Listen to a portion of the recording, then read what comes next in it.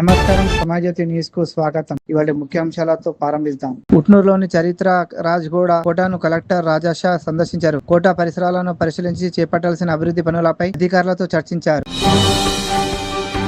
ఎగువ ప్రాంతంలో కురుస్తున్న భారీ వర్షాలతో కొమరంభీం జిల్లాలో వర్ధన నది ఉప్పొంగి ప్రవహిస్తుంది. వరద ఉధృతి పెరగడంతో పరిసర ప్రాంతంలో ఆందోళన నెలకొంది. నిర్మల్ జిల్లా బాసర మహాకాళి ఆలయం చోరీ కేసును పోలీసులు ఛేదించారు. 3 నిందితులను అరెస్టు చేసి వెండి కిరీటం, వెండి పట్టి, మొబైల్లను స్వాధీనం చేసుకున్నారు. డాక్టర్స్ డే సందర్భంగా ఆదిలాబాద్ రిమ్స్ లో అరుదైన దృశ్యం ఆవిష్కృతమైంది. వైద్యుల సమక్షంలో చిన్నారికి శ్రీరామగా నామకరణం చేసి వేడుకలు నిర్వహించారు. జోగు రామన్న విమర్శలు ఆయన అసూయకు నిదర్శనమని పాలిశంకర్ అన్నారు. తమ ఎమ్మెల్యే చేపట్టే అభివృద్ధి పనులే నియోజకవర్గ ప్రగతి నిదర్శనమని పేర్కొన్నారు. నకిలీ ఆయుర్వేద మందుల పేరుతో ₹1,00,000 మోసం చేసి అంతరాష్ట్ర ముఠ ప్రధాన నిందితుడిని ఆదిలాబాద్ 1 టౌన్ పోలీసులు అరెస్టు చేసి రిమాండ్కు తరలించారు. ఉట్నూరు మండలం కుమ్మరి తండాలో యంగ్ ఇండియా రెసిడెన్షియల్ స్కూల్ నిర్మాణ పనులను కలెక్టర్ రాజాషా పరిశీలించారు. పనులను వేగవంతం చేయాలని అధికారులకు ఆదేశించారు. మహిళా సాధికారత మోదీ ప్రభుత్వం లక్ష్యమని కేంద్ర మంత్రి బండి సంజయ్ అన్నారు. కరీంనగర్లోని మహిళలకు CCS నిధులతో కొనుగోలు చేసిన కుట్టు మిషన్లను పంపిణీ చేశారు. ఆదిలాబాద్లో మున్సిపల్ చైర్మన్ బండారి అనుషతో కలిసి ఎమ్మెల్యే సీసీ రోడ్లు, డ్రైనేజ్ పనులకు భూమి పూజ చేశారు. 3 నెలల్లో నాణ్యతతో పనులు పూర్తి చేయాలని ఆదేశించారు. గుప్తా నిధులు మంత్రశక్తుల పేరుతో 26 మందిని ₹1.3 కోట్లకు పైగా మోసం చేసిన నిందితుడికి ఇంటిని కోర్టు ఆదేశాలతో జనత్ పోలీసులు జప్తు చేశారు. సింగరేణి అధికారులు రిలే నిరాహార దీక్షలు 5 రోజులు చేరాయి. PRC సహా పెండింగ్ ప్రయోజనాలు చెల్లించాలని డిమాండ్ చేస్తూ అధికారులు శాంతియుతంగా ఆందోళన కొనసాగిస్తున్నారు. అమర్చింత మున్సిపాలిటీలోని అమృత్ 2.0 పథకం కింద ₹13 కోట్లతో తాగునీటి పైపులైన్ పనులను ప్రారంభమయ్యాయి. 8వ వార్డులో చైర్పర్సన్ జింకా సువర్ణ పనులను ప్రారంభించారు. నిన్నటి రోజు ఆర్మూర్ శాసనసభ్యులు రాకేష్ రెడ్డి రాష్ట్ర కాంగ్రెస్ పార్టీ అధ్యక్షులు మహేష్ కుమార్ గౌడ్పై పసలేని ఆరోపణలు చేశారని శుక్రవారం రాష్ట్ర సహకార యూనియన్ చైర్మన్ మానాల మోహన్ రెడ్డి ఒక ప్రకటనలో తెలిపారు. పోలీస్ స్టేషన్ ఇమేజ్ పెంచే విధంగా ప్రతి సిబ్బంది నిక్కచ్చిగా విధులు నిర్వహించాలని Nizamabad police commissioner P Sai Chaitanya పేర్కొన్నారు. ఆయన శుక్రవారం జిల్లాలోని మెండోరా పోలీస్ స్టేషన్ను సందర్శించి మాట్లాడారు. ఈ సందర్భంగా వివిధ రకాల ఫైల్స్ను క్షుణ్ణంగా తనిఖీలు నిర్వహించారు. ఓటర్ జాబితా ప్రత్యేక సమగ్ర సవరణ కార్యక్రమానికి బాధ్యతాయుతంగా నిర్వహించాలని నిజామాబాద్ అదనపు కలెక్టర్ భుజంగరావు స్థానిక అధికారులకు, సిబ్బందికి పిలుపునిచ్చారు. ఆయన శుక్రవారం పాల్గొండ తహసీల్దార్ కార్యాలయాన్ని సందర్శించి కార్యక్రమంపై సమీక్ష జరిపారు. శుక్రవారం కాంగ్రెస్ నాయకులు లబ్ధిదారులు బట్టు లక్ష్మీ ఇంద్రమ్మ ఇల్లు గృహప్రవేశం నిర్వహించారు. కాంగ్రెస్ ప్రభుత్వంతోనే నిరుపేదల సొంతంటి కళ సహకారం అవుతుందని, దీనికి సహకరించిన నియోజకవర్గం కాంగ్రెస్ ఇన్ఛార్జ్ సునీల్ కుమార్ రెడ్డి, రాష్ట్ర ఖనిజ అభివృద్ధి సంస్థ chairman Iravati Anil, union cooperative chairman Manala Mohan రెడ్డికి కాంగ్రెస్ పార్టీ నాయకుల కృతజ్ఞతలు తెలిపారు. అమర్చిత మండల కేంద్రానికి చెందిన ఇంటర్నెట్ జిరాక్స్ సెంటర్ పొంగారి కృష్ణమూర్తిపై శుక్రవారం రాత్రి మంగ హరికృష్ణ, హమాలి వంశీ, కొల్లా అంజీ ఈ 3 వ్యక్తులు కలిసి డాక్టర్ నందకిషోర్ హాస్పిటల్ దగ్గర వేచి ఉన్న కృష్ణమూర్తిపై హత్యాయత్నానికి పాల్పడారని, వీరి నుండి తప్పించుకొని గాంధీ భవన్ ముందు కాంగ్రెస్ కార్యకర్తలు ధర్నా చేపట్టారు. కాలే యాదయ్య హఠావ్, కాంగ్రెస్ పార్టీ బచావ్ అంటూ నినాదాలు చేస్తూ ఆయన తీరుపై తీవ్ర ఆగ్రహం వ్యక్తం చేశారు.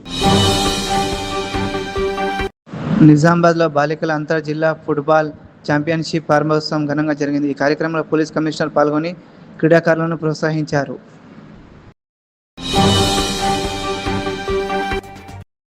నిర్మల్ జిల్లా దిశ సమావేశంలో అభివృద్ధి పనుల తీరుపై ఎంపీ గేడం నాగేష్, ఎమ్మెల్యే మహేశ్వరరెడ్డి అసహనం వ్యక్తం చేశారు. పనుల శంకుస్థాపనలకే పరిమితమయ్యాయని విమర్శించారు.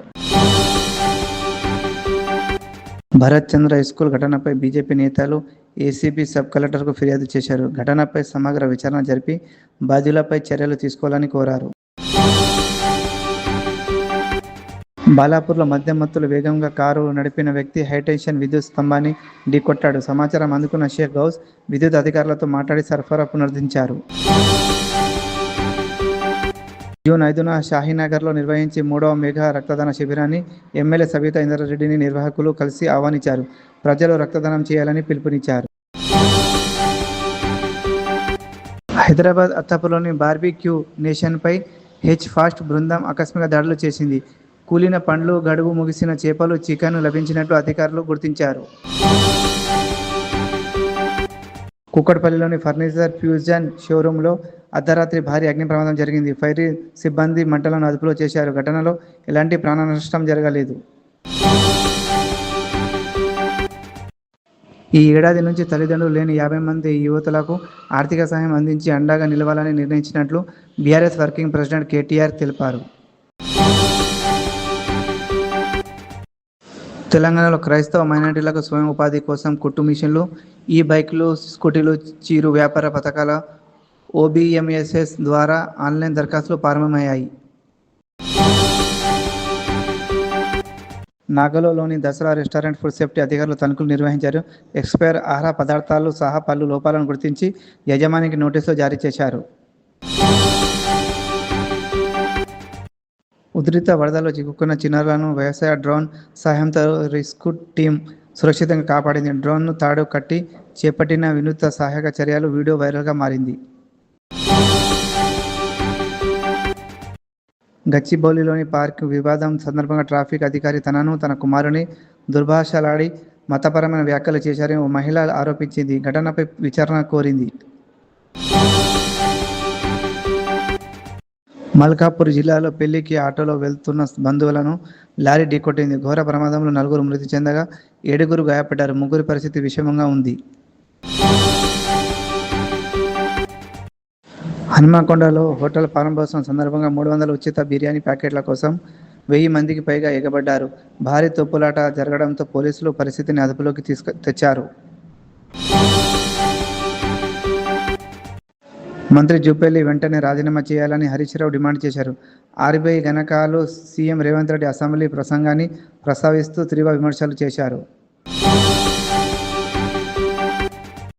మోతీనగర్ బోరాబండ రోడ్డు సిగ్నల్ ప్రాంతంలో అక్రమ నిర్మాణాలకు హైదరాబాద్ అధికారులు కూల్చివేశారు. రోడ్డు విస్తరణ, ట్రాఫిక్ సమస్యల పరిష్కారమే లక్ష్యమని తెలిపారు.